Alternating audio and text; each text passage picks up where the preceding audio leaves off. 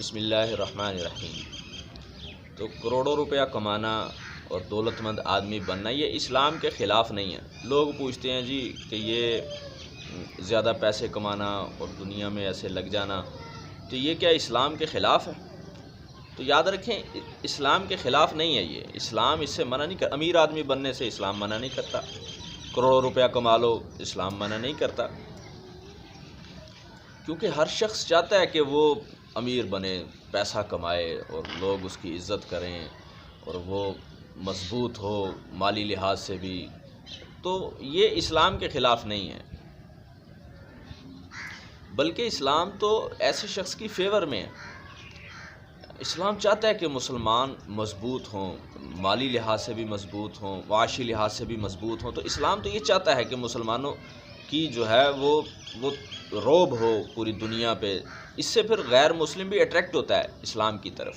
جیسے ایک حدیث میں آتا ہے نا، حضور نبی اکرم صلی اللہ علیہ وسلم نے فرمایا المؤمن القوی خیر و احب الی اللہ من المؤمن الضعیف، کہ اللہ کو طاقتور مومن زیادہ پسند ہے کمزور مومن کی نسبت، اور اللہ اس سے محبت کرتا ہے۔ تو طاقتور سے مراد صرف یہاں پہ جسمانی طاقت نہیں ہے، اس سے مراد مالی لحاظ سے بھی طاقتور ہو، عزت کے لحاظ سے بھی طاقتور ہو، اس کی عزت بھی زیادہ ہو، یہ مالدار بھی ہو اور جسمانی لحاظ سے بھی طاقتور ہو۔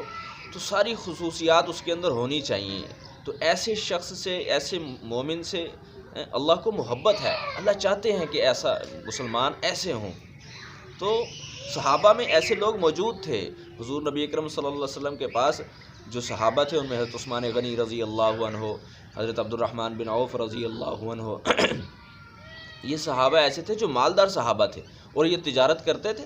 تو نبی صلی اللہ علیہ وسلم نے بزنس کرنے سے تھوڑی منع کیا، ان کو تجارت سے منع نہیں کیا، تجارت یہ کرتے تھے۔ بلکہ ایک حدیث میں آتا ہے حضور نبی اکرم صلی اللہ علیہ وسلم نے فرمایا کہ درخت لگاؤ، کہ یہ درخت جب بڑے ہوں گے، ان کے اوپر جب پرندے بیٹھیں گے وہ ان سے فائدے حاصل کریں گے۔ درختوں سے ظاہری بات ہے پرندے فائدے حاصل کرتے ہیں، تو جب پرندے فائدے حاصل کریں گے تو اس سے بھی تمہارا اجر بڑھے گا، تمہاری نیکیاں بڑھیں گی۔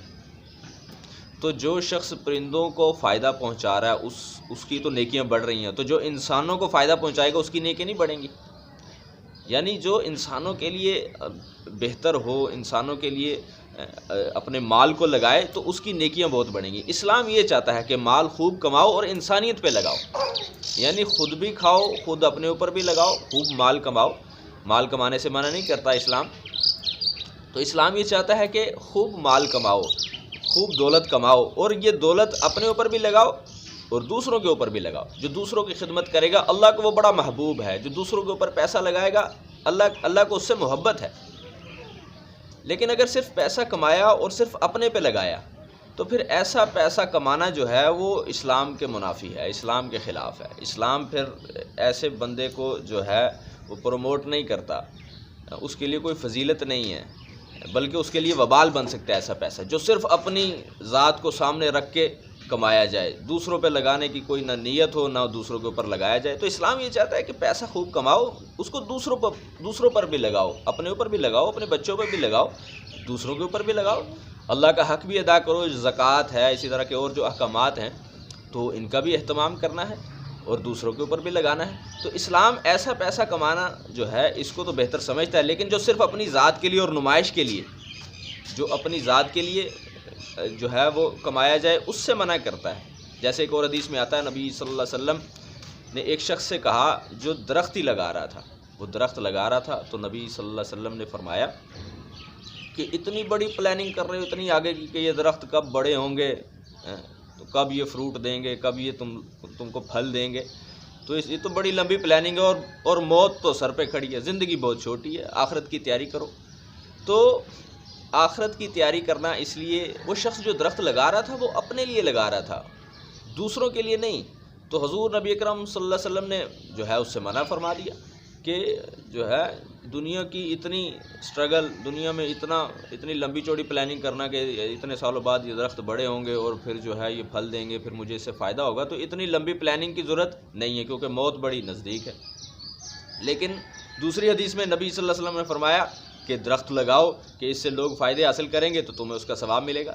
تو یہ دو حدیثیں آپس میں متضاد نظر آتی ہیں، ہے نہیں وہ، اس لیے کہ جو پہلی حدیث تھی اس سے مراد تھا کہ جو درخت لگاؤ گے اس سے جو لوگوں کو فائدے حاصل ہوں گے تمہیں اس کا اجر ملے گا، یعنی پہلی والی حدیث میں لوگوں کو فائدہ پہنچانا بہترین عمل ہے، اور دوسری حدیث میں فرمایا کہ اتنی لمبی پلاننگ نہ کرو، یعنی اپنے لیے اتنی لمبی پلاننگ نہ کرو، اپنے لیے اتنا مال اکٹھا نہ کرو جتنا زندہ نہیں رہنا، زندگی تھوڑی سی ہے، چند دن کی زندگی ہے، اور مال ہم اس سے زیادہ اکٹھا کرتے ہیں۔ تو اپنے لیے پلاننگ کرنے سے نبی صلی اللہ علیہ وسلم نے منع فرمایا ہے۔ ہاں جو ہے وہ گزارے لائق جو پلاننگ ہے وہ تو کی جائے گی، لیکن ضرورت سے زائد جو ہے وہ پلاٹ لے کے رکھ لینا اور جو ہے گاڑیاں بنا لینا اور بزنس کر لینا، تو ایسا بزنس جو صرف اپنے لیے کیا جائے اور اس میں نمائش مقصود ہو اور صرف اپنی ذات کے لیے ہو، تو ایسا اسلام کے خلاف ہے، ایسا مال اکٹھا کرنا اسلام کے خلاف ہے۔ تو نتیجہ یہ نکلا کہ اگر تو دولت اکٹھی کی جائے، اپنے لیے بھی اس کو استعمال کیا جائے، دوسروں پر بھی استعمال کیا جائے، تو یہ دولت اکٹھی کرنا اسلام کے خلاف نہیں، بلکہ یہ محبوب عمل ہے، اللہ کو ایسا شخص پسند ہے۔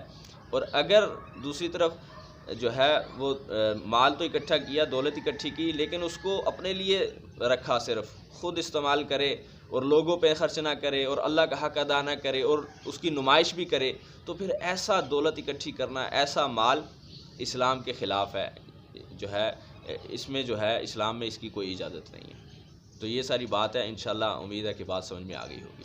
السلام علیکم۔